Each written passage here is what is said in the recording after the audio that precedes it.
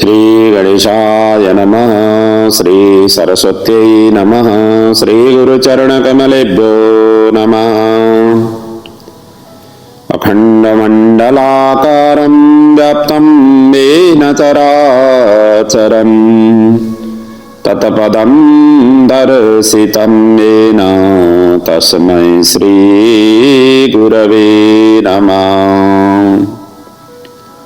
ॐ असतो मा सद्गमय तमसो मा ज्योतिर्गमय मृत्युर्मा अमृतं गमय। ॐ शान्तिः शान्तिः शान्तिः। ॐ जय श्री कृष्ण, जय श्री राधे। आप सभी के समक्ष मैं पराशर अत्रि स्मृति के ऊपर चिंतन मनन करते हुए आया हुआ हूँ। आज तीसरा दिन है। ये अत्रि स्मृति में कुल 398 मंत्र हैं, श्लोक हैं, जिनका हमने कल तक के प्रसंग में 75वां श्लोक तक, मंत्र तक हमने चिंतन किया था। सभी सरल श्लोक हैं, सभी की भाव स्पष्ट ढंग से अत्रि जी वर्णन कर रहे हैं और सामान्य संस्कृत जो पढ़ सकते हैं उनके लिए सुगम्य हैं और बड़े ही अद्भुत हमारे धर्म आचार विचार संबंधी बड़ी सूक्ष्म ढंग से अत्रि जी ने यहाँ पर व्याख्या किया हुआ है। हम नित्य नैमित्तिक कर्म करते समय कहाँ कैसे सावधानी बरतानी है आदि इत्यादि का सूक्ष्म ढंग से विश्लेषण इस अत्रि स्मृति में किया गया है। स्मृति ग्रंथ धर्मशास्त्र के प्राणायाम का मूल स्वरूप है। धर्मशास्त्र स्मृति शास्त्र से ही प्रणयन हुए हैं। इसलिए स्मृति शास्त्र पढ़ने से, चिंतन मनन करने से धर्म किस तरीके से हमें आचरण व्यवहार करनी चाहिए, कहाँ कैसे अपने आप को प्रस्तुत होना चाहिए, किस तरीके से करना चाहिए, ये सभी के सभी ज्ञान हमें स्मृति शास्त्र से मिलती है। तो इन सभी भावों का अत्रि जी ने यहाँ पर क्रमशः वर्णन किए हैं। हालांकि कई प्रसंग एकदम से रिपीट भी हुए हैं और एक ही जगह भी उल्लेखित नहीं है। जैसे जैसे यहाँ पर वर्णन किया हुआ है उसी हिसाब से हम व्याख्या करते आ रहे हैं। लेकिन जो भी इन्होंने भाव व्यक्त किए हुए हैं यही हमारे शास्त्र के स्वरूप भी हैं और इसी को ही फॉलो अप करने का विधान हमारे शास्त्रों में वर्णन है।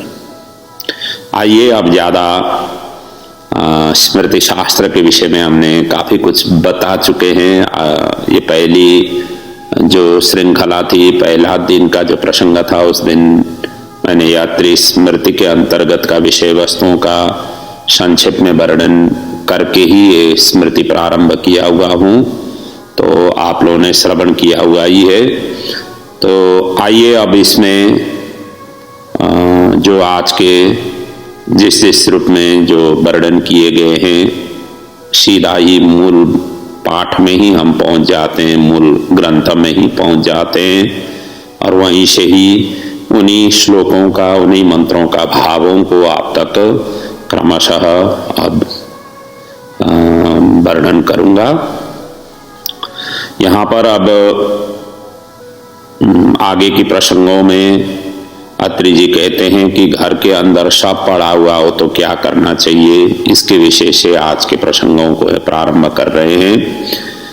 कहते हैं गृह शुद्धिम प्रवक्ष्यामि अंतस्थः सवदूषिताम् प्रत्याज्यम मृण्मयम भाण्डम सिद्धि अन्नम तथैव च। मूलतः क्या है कि मृत्यु की सन्निकट आने पर ऐसे बीमार व्यक्ति को हमें बाहर ले आना चाहिए, घर के अंदर ही उनका मृत्यु होना नहीं देना चाहिए।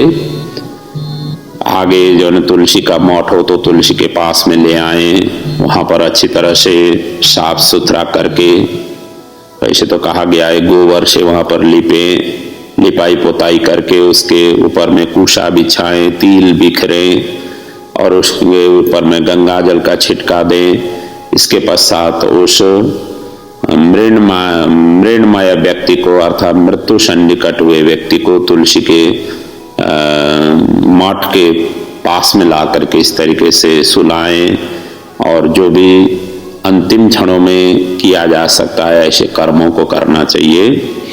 अब ऐसा स्थिति नहीं बना, घर के अंदर ही मृत्यु हो गया तो फिर घर अशुद्ध माना जाता है। तो इसलिए यहाँ पर पराशर जी अत्रि जी इसी विषय को कह रहे हैं कि यदि घर के अंदर ही मृत्यु हुआ, शव पड़ गया अर्थात शव हुआ, तो उसको किस प्रकार से शुद्ध करनी चाहिए इसके विषय में वर्णन करते हैं। कहते हैं कि घर को मिट्टी के पात्र और सिद्ध हुए अन्न को त्याग दे। घर के अंदर में यदि मिट्टी के पात्र है, मिट्टी के बर्तन है, उन सभी को फिर से प्रयोग में नहीं ले आना चाहिए।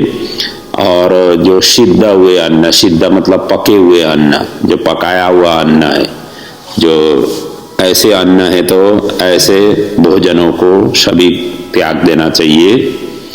और फिर कहा गया है कि सब वस्तुओं को घर से निकाल करके घर को गोबर से लीपने का यहाँ पर बता रहे हैं। लेकिन अब आजकल गोबर से लिपने वाले घर कम ही होते हैं और ऐसी स्थिति में गंगा जल आदि का छींटा दे, गंगा जल आदि से पवित्र कराएं।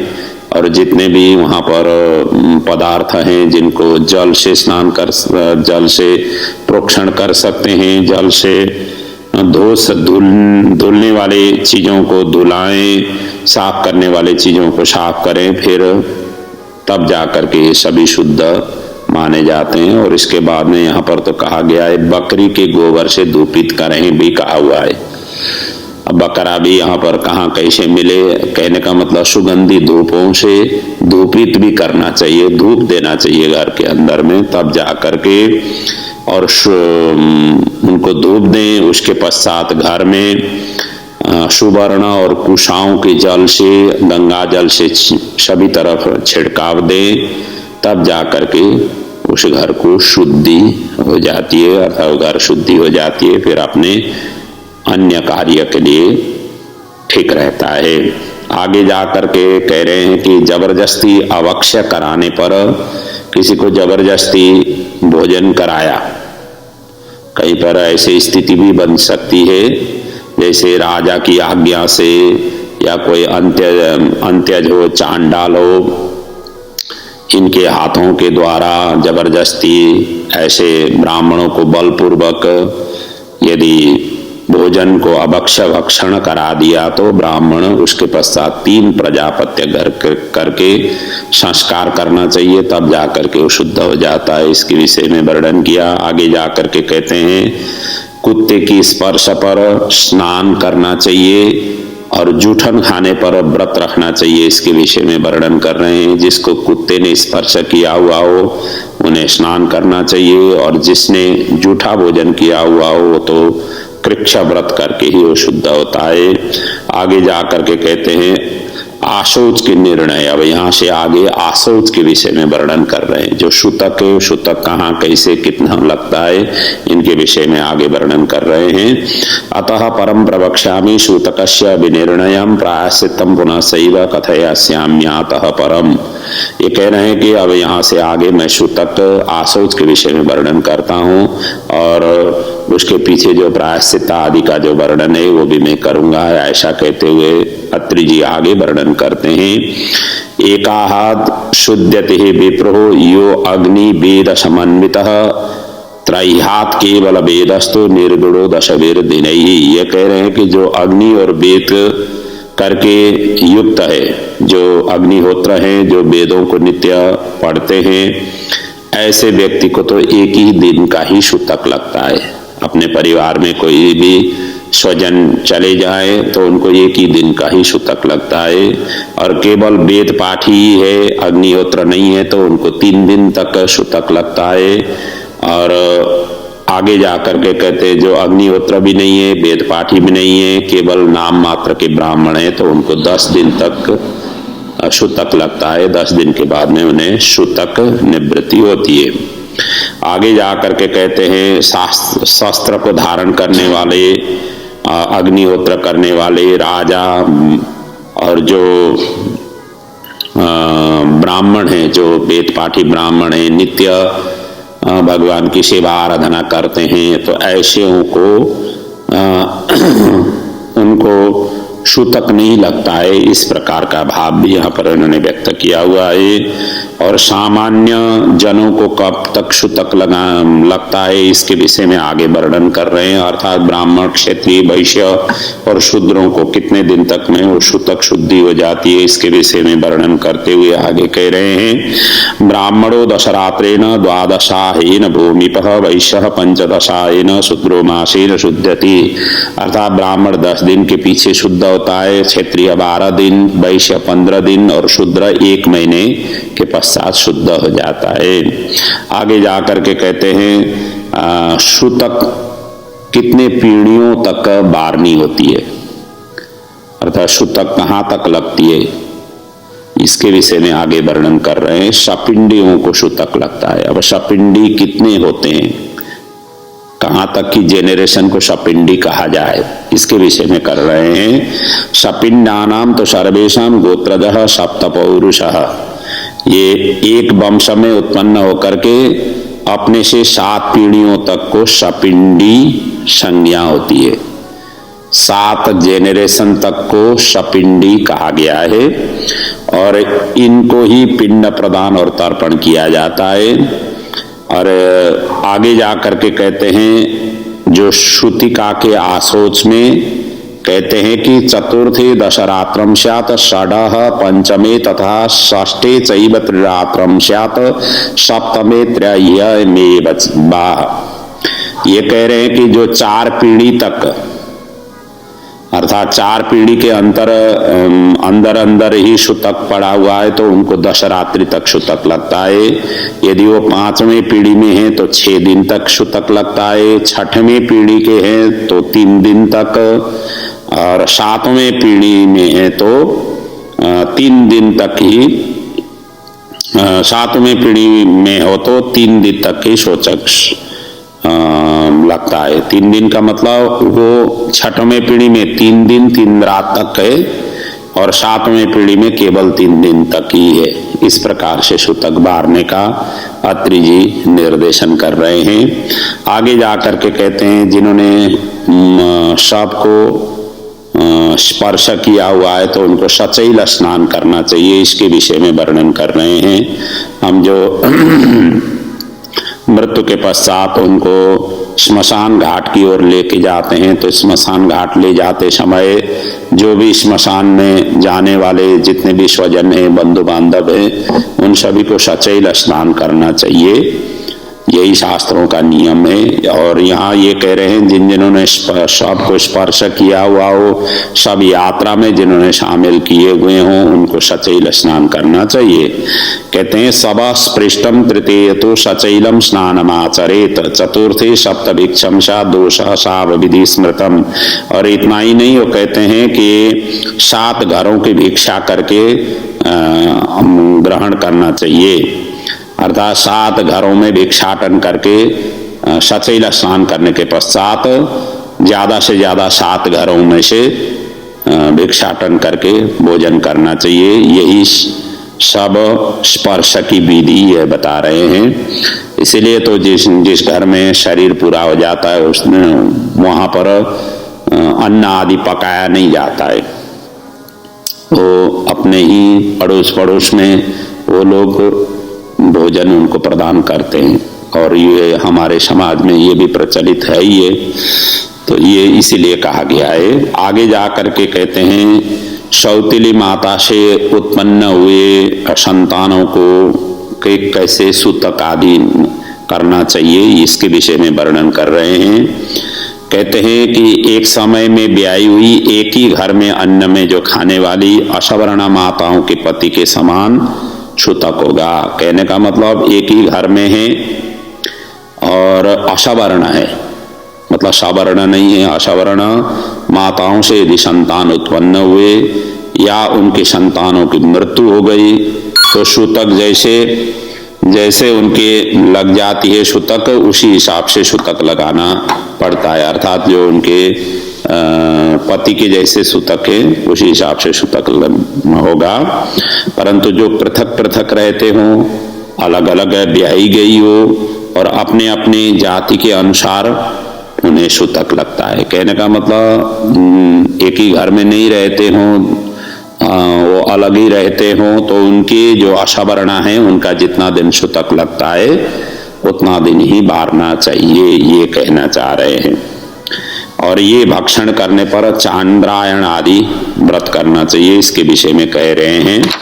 कहते हैं कि ऊँटनी या भेड़े का दूध, आशौच अन्न, जो सूतक के समय का परिवारों का जो अन्न है, और रसोई ब्राह्मणों का जो अन्न है, और एकादशा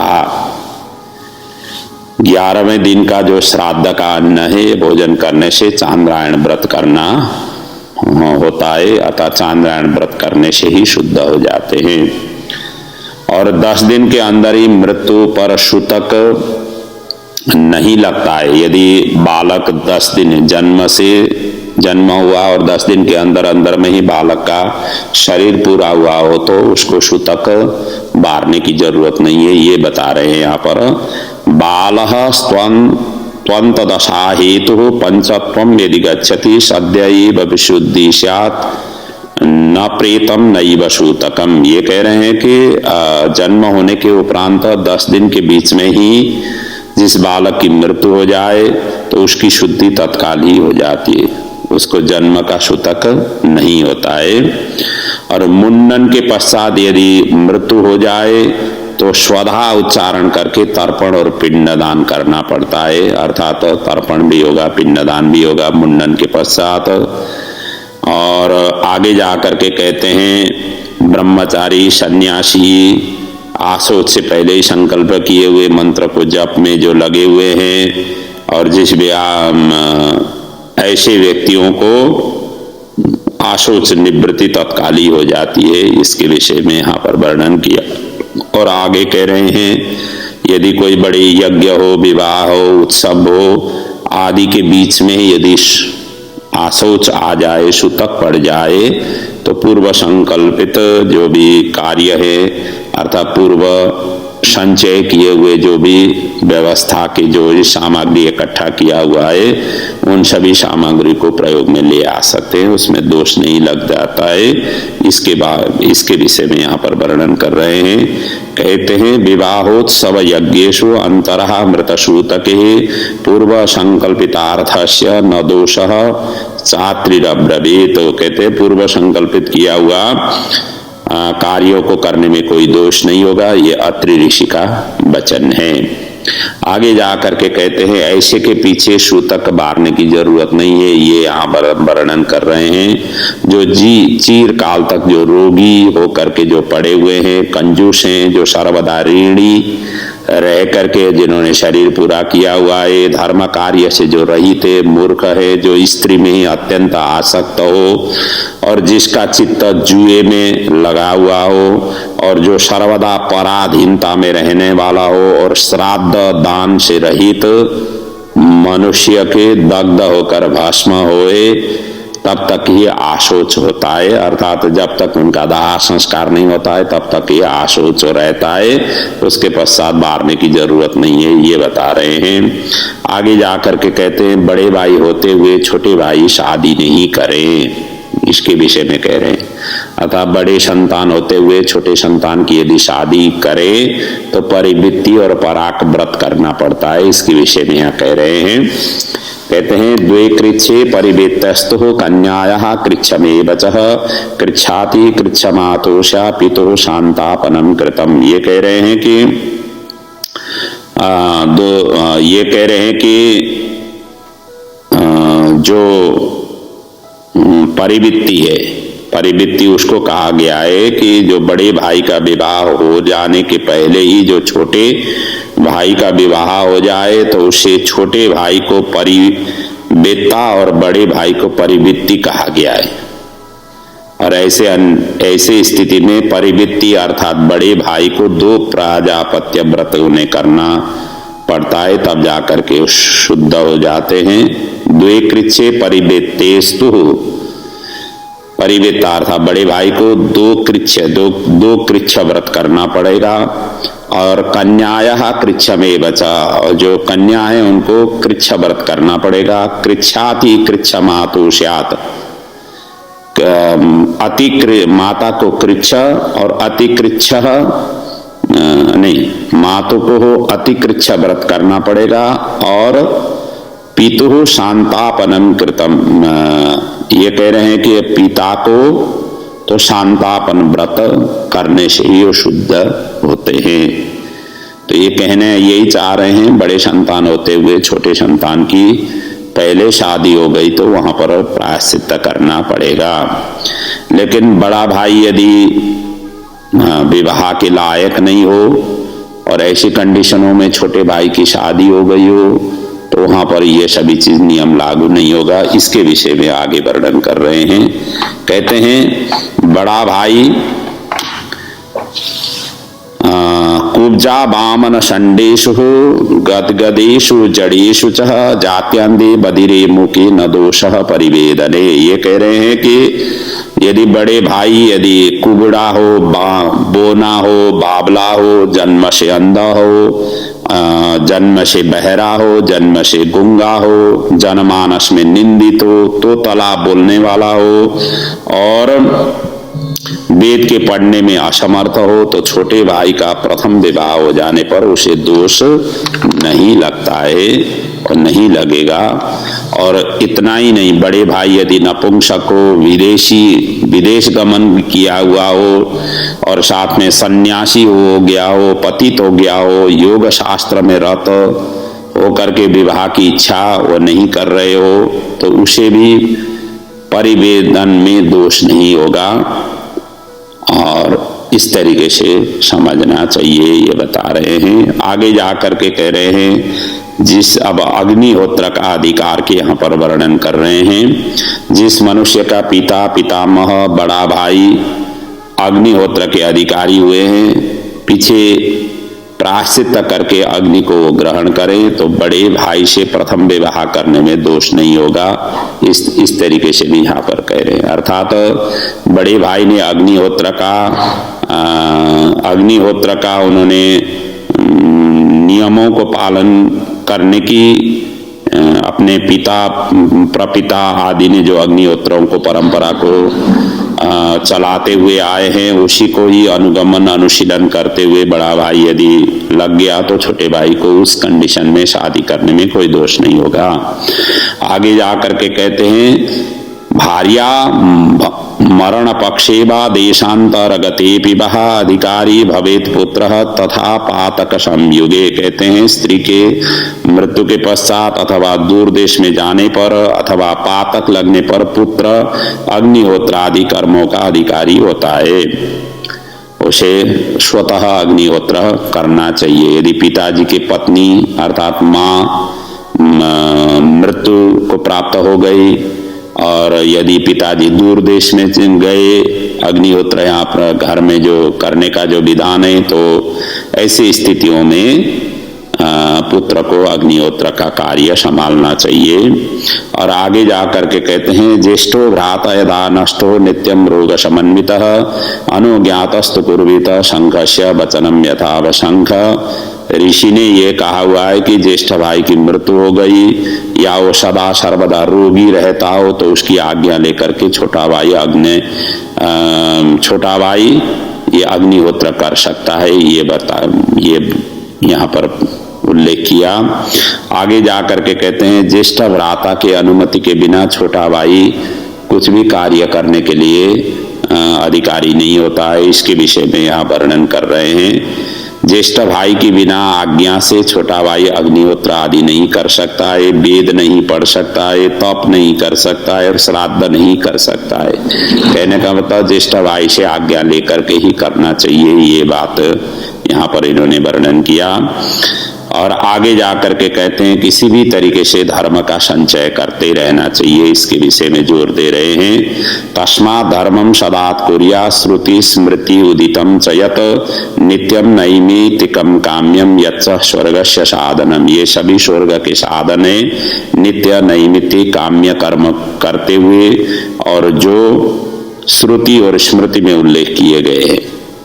जो नित्य कर्म संध्या आदि करना नित्य कर्म के अंतर्गत आ जाता है, नैमित्तिक कर्म जात कर्म आदि श्राद्ध आदि कर्म ये नैमित्तिक कर्म के अंतर्गत आ जाते हैं। और स्वर्ग के देने वाले काम्य कर्म, स्वर्ग आदि प्राप्ति के लिए किए जाने वाले कर्म काम्य कर्म, उनका अनुष्ठान करते हुए धर्म का संचय करना चाहिए। क्योंकि धर्मानुगो गच्छति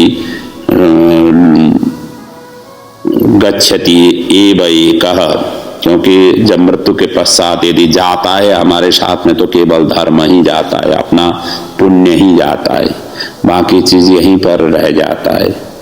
भारतीय आर्य जी ने यही तो कहा हुआ है कि धनानि भूमौ पशवश्च गोष्ठे भार्या द्वारी जना श्मशाने देह चितायाम परमार्थ लोके धर्मानुगो गच्छति जीव एकः। इसलिए वहां पर इस तरीके से कहा गया है। कहने का मतलब धन दौलत जितने भी हैं कमाया हुआ सारा का सारा यहीं रह जाता है। अपनी जो धर्म पत्नी है वो घर की देहली तक ही विदाई करने के लिए उपस्थित होती है। अपने स्वजन उस मृतक शरीर को शव यात्रा करते हुए स्मशान भूमि तक ले जाते हैं और जो देह है वो चिता के ऊपर उनको रखा जाता है और केवल जाता है तो उनके साथ में धर्म ही जाता है। इसलिए धर्म का नित्य निरंतर संचय करते रहना चाहिए, ये बात यहाँ पर वर्णन किया। आगे जाकर के विभिन्न व्रतों का स्वरूप का यहाँ पर विवेचन कर रहे हैं।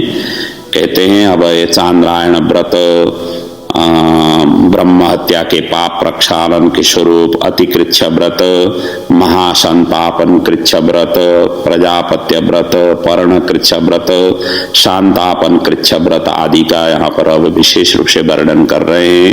इन व्रतों को कब कितना कैसे करने से व्रत संपन्न होते हैं, इनका व्रतों का हमने बार बार उल्लेख किया पिछले प्रसंगों में, आगे भी आएगा। ये व्रत करना चाहिए, अमुक कार्यों में प्रायश्चित यही है आदि इत्यादि का वर्णन हम करते आ रहे हैं। और यहाँ आकर के अब इन व्रतों का क्या कैसे करने से व्रत सुसंपन्न होते हैं इनका वर्णन अब ये क्रमशः यहाँ से आगे अत्रि जी वर्णन कर रहे हैं और जिनका प्रसंगों को हम कल के प्रसंगों में वर्णन करेंगे। आज के प्रसंगों को यहीं पर मैं विराम ले रहा हूँ। इन सभी व्रतों का जो उल्लेख किए गए हैं, इन व्रतों का क्या कैसे आचरण व्यवहार करना चाहिए, इनकी कई व्रत हैं। इसीलिए कल के प्रसंगों में इन सभी व्रतों का हम चिंतन मनन करेंगे, जिनको करने का जो स्वरूप है उनका।